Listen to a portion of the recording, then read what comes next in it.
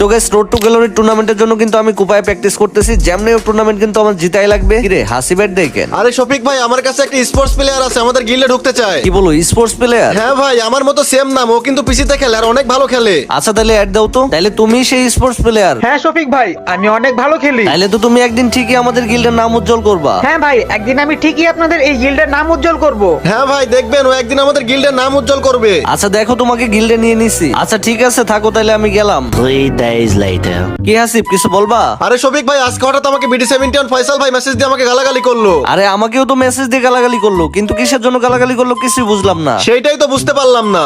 আরে আরে শফিক ভাই, আমি তো আপনাদের গিল্ডের নাম উজ্জ্বল করে দিছি। আরে ভাই আমি জানতাম তুমি একদিন আমাদের গিল্ডের নাম উজ্জ্বল করবা, কিন্তু কিভাবে করলা? BD71 গিল্ডের সাথে কাস্টম খেলতে যায়, সেই কাস্টমে হেডশট হ্যাক লাগায় আমি কাস্টমটা জিতে গেছি।